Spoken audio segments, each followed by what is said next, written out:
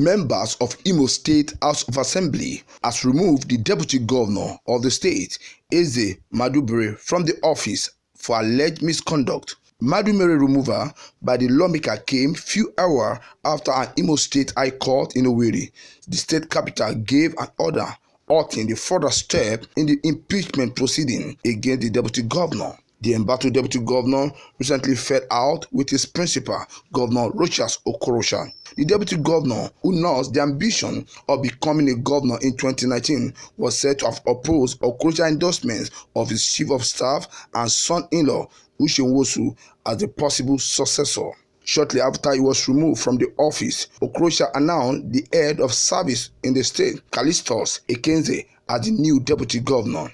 It was learned that the motion for the Madubere removal from the office was moved on the floor of the House by the majority leader, Lugat Osuji, who represents Owerri Municipal. The motion was seconded by Victor Onyewuchi, representing Owerri West local government area. Beside Osuji and Onyewuchi, 19 other lawmakers present during the proceeding supported the motion to remove Madubere.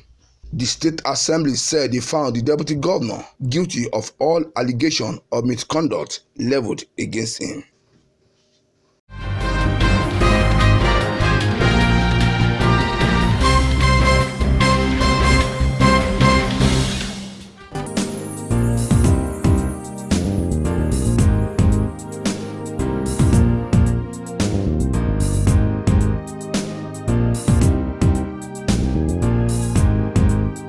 President Muhammadu Buhari has said that he is not bothered about the defections in the ruling All Progressive Congress (APC). The president, who was responding to questions during an interactive session with the Nigerian community in Togo at the Nigerian embassy Lome, said most Nigerians appreciated the performance of his administration, emphasizing that the average Nigerian have developed confidence in his administration and they are defending the administration at all costs. Expressing delight in seeing Nigerians who had traveled from the 5 regions of Togo to welcome him in Lome, President Buhari assured them that his administration had remained steadfast in keeping to his 3 campaign promises of providing security, improving the economy, and fighting corruption. The president noted that if past government had utilized even 25% of the huge oil revenue available to them, Nigerians would not be complaining today, citing the $16 billion reportedly spent on electricity, and yet Nigerians could not see power. Restating his administration's commitment to providing critical infrastructure, providing loans to farmers, thereby cutting rice importation by more than 90%, President Buhari said all recovered and illegal acquired assets would now be sold and the money paid into the treasury in the administration's renewed anti-graft campaign.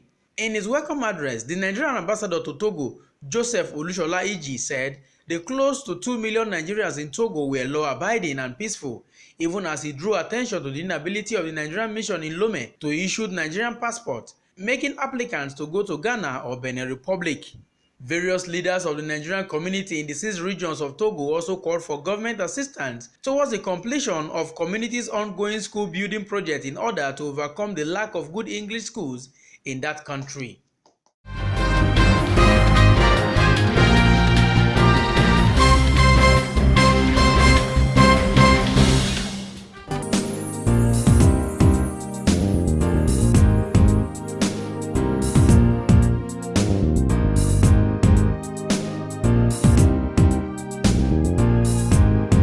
Senior Special Assistant to President Muhammadu Buhari on National Assembly matter, Senator Ita Inang, says some All Progressive Congress federal lawmaker that recently defected to the People Democratic Party and other parties are vowed to work for the re-election of President Muhammadu Buhari come 2019.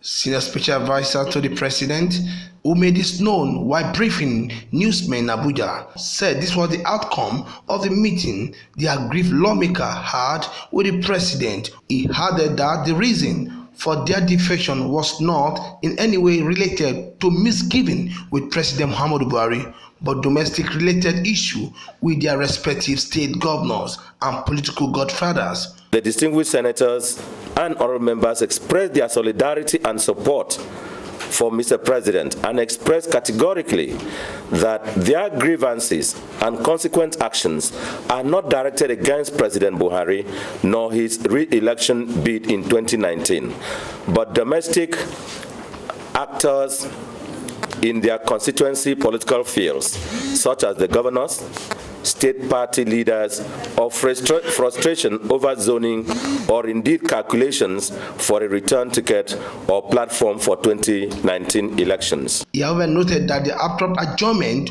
of the plenary will affect the pending request for environment confirmation from the executive. What has been passed for 2018 is the budget of the federal government, and the budget of the federal government corporations has not yet been passed. And of course, you know that this budget also includes provisions for employment, provisions for capital spendings, which will affect the items in the economy, the run of the economy, functioning, and a lot of the economic activity, activate the economy. Unless the legislature considers this, the executive is very law-abiding and will not do a thing which the law requires the legislature to do, to approve first before it is done, unless it is done. So we will be praying the legislature to consider the emergency implications of this and decide how to accommodate and consider this within the period of the vacation. This is said the non-approval for the purchase of Tucano aircraft to fight insurgency will affect the economic negatively, although the president has given approval for the disbursement of the fund for the purchase of the aircraft. He called on the National Assembly to reconvene within the shortest possible time to consider their request in order not to ground the economy of the country. From National Assembly Complex, Abuja, Muyiwa Bamdele reporting.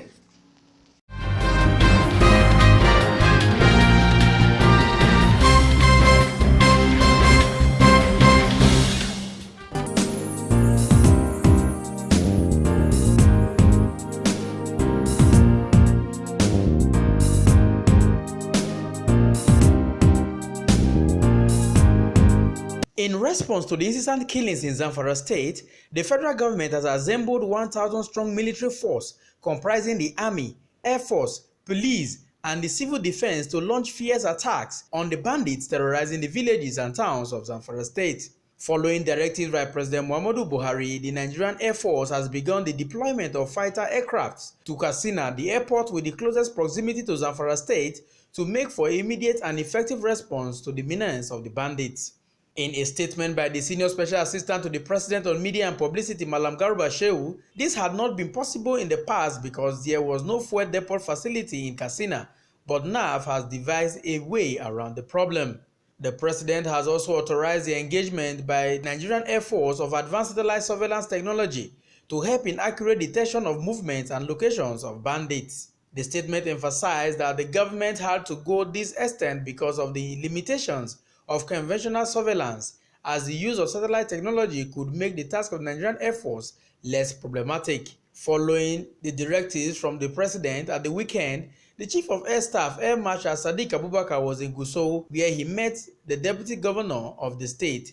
The Chief of Air Staff reiterated the President's pledge that he would never abandon victims of attacks to their fate, reaffirming that security remains one of the cardinal pillars of his campaign promises, and no leader would be happy to see his own citizens killed by criminal groups across the country. The presidency therefore appeals to all Nigerians to unite and speak with one voice on security issues and urge politicians to stop exploiting national security challenges.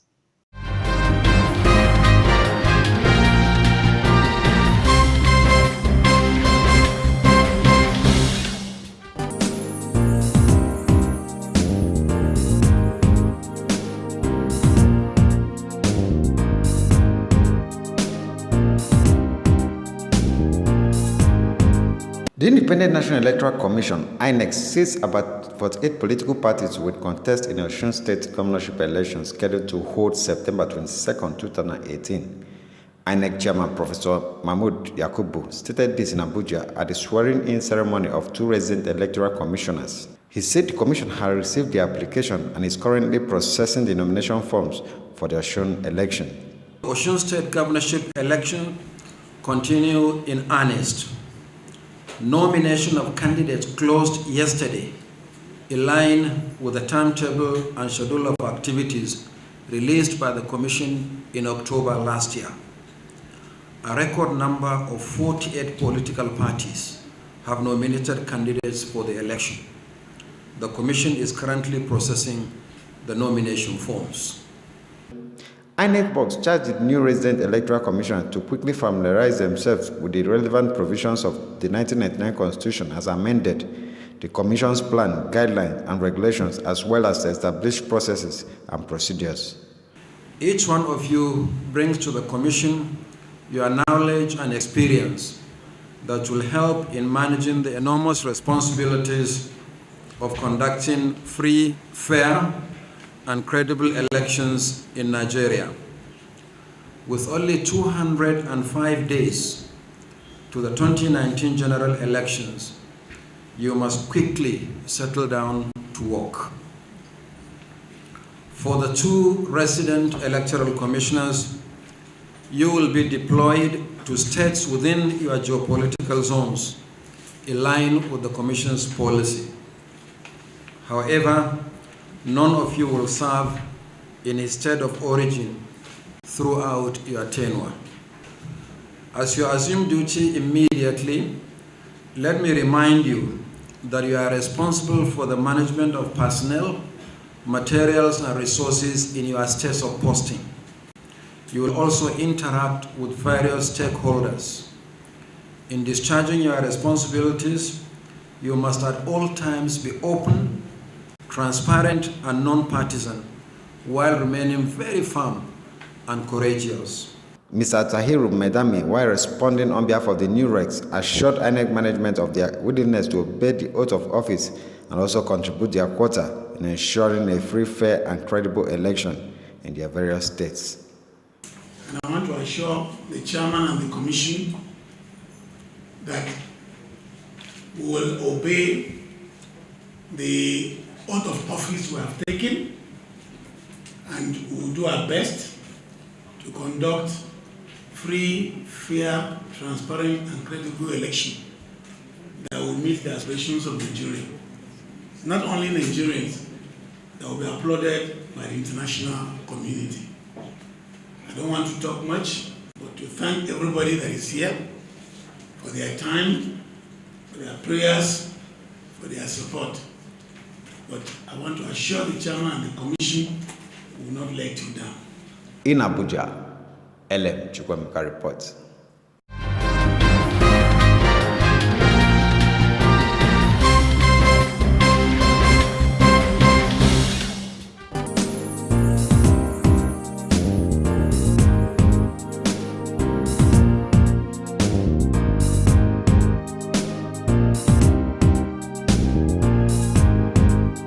The pension fund assets has hit 8.14 trillion naira according to the National Pensions Commission, PENCOM. The commission, in a statement signed by its spokesman Peter Hagawa, said the assets rose from 7.52 trillion naira in December 2017 to 8.14 trillion naira in May 2018. The commission said the pension assets as at December 2017 stood at 7.52 trillion naira. It moved up to 7.8 trillion naira as at February and soared to 7.94 trillion naira in March, then to 8.14 trillion naira in May. The commission also said 5.2 trillion naira has been invested in the federal government securities by the pension fund administrators, adding that the investment represents 70.08% of the 8.14 trillion naira pension assets.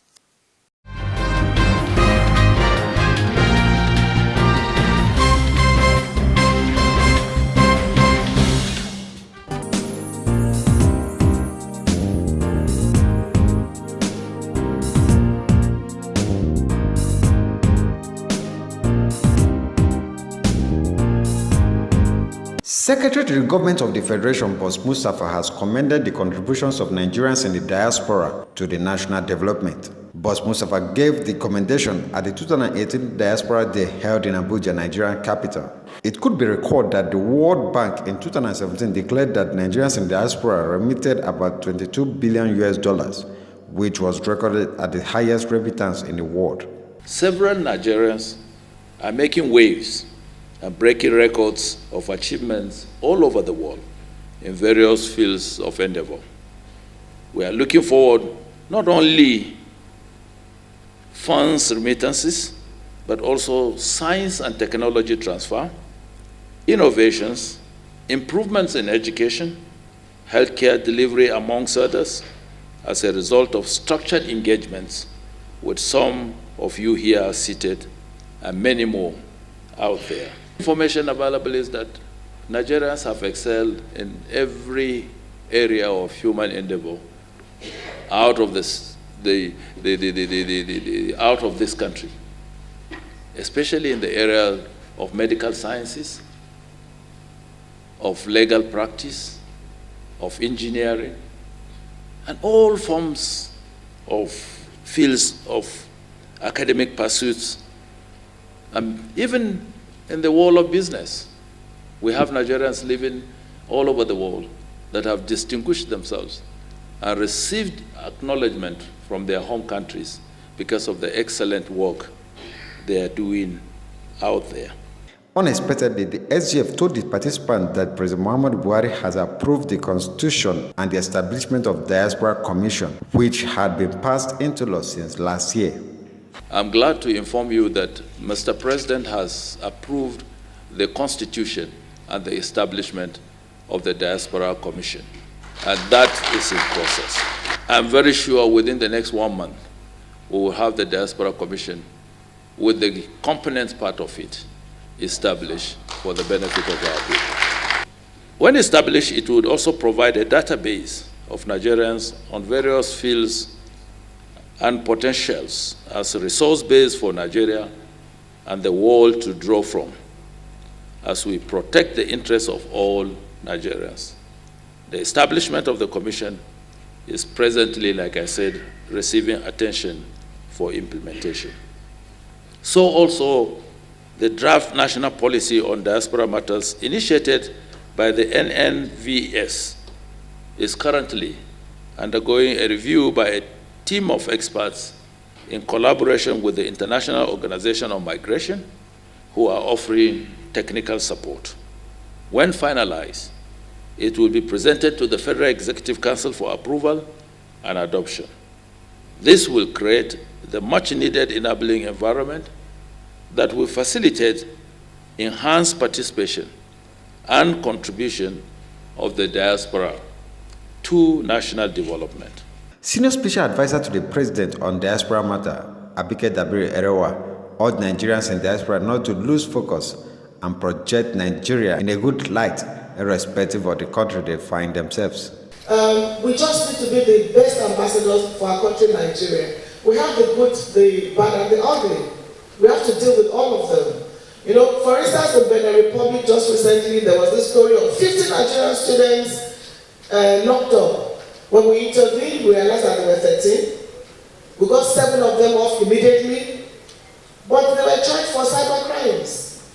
Benin Republic is now enforcing its own cyber law. So if EFCC has driven away from Nigeria, and you're going to Benin to do it, the law is going to catch up with you. So what we're saying is, we had 200 stranded in Russia.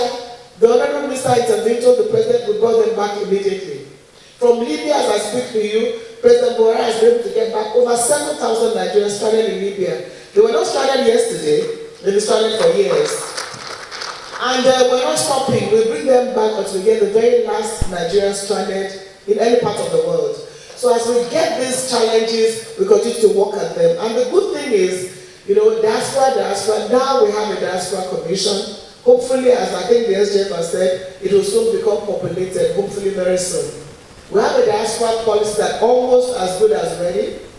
And with the diaspora commission, with the diaspora policy, I think we're good to go with the diaspora. So my appeal to you is wherever you are, I mean, Speak good about your country. We have our challenges too, but the countries you live in also have their challenges too. And we can solve our problems ourselves. Nobody's going to do it for us. Some participants at the event, in an interview with Ben Television, spoke on the areas of concern as it borders the diasporans. Was why I specifically was asking the government officials here, when will the Diaspora Commission be operationalized? For the past year, we have been hearing that the President has signed it, it has passed the House, the National Assembly. So what we want to see is actual implementation of that commission. And once they begin to implement it, some of the challenges we face will be reduced, because you will now have a desk where you can put your issues to, and hopefully you get a good response. I think, if the call is for the diasporans to attract foreign direct investment, I think we need some kind of aid from the foreign missions that represent the government in Nigeria. The ambassador, in his capacity, is supposed to be with us, on this drive to bring people in. Apart from what they've already been doing, which I feel has been successful, I do want them to take more care when it comes to policies in regards to young people. In that sense, they actually need to go and actually speak to young people and actually see what's affecting them day to day before they can actually make a policy, because they are in the generation whereby they are older than us, so they can't really relate to the things that we're going through. Therefore, take the time out to actually speak to young people, go on ground, relate to them, and then go back to your office and actually write things that affect their lives and will change their lives positively. The Diaspora Commission that has just been approved is a good one. And I do believe that Nigeria particularly is not lacking in policy, really, and not lacking in ideas. The real problem we have is in implementation. Who are the people that are responsible for that?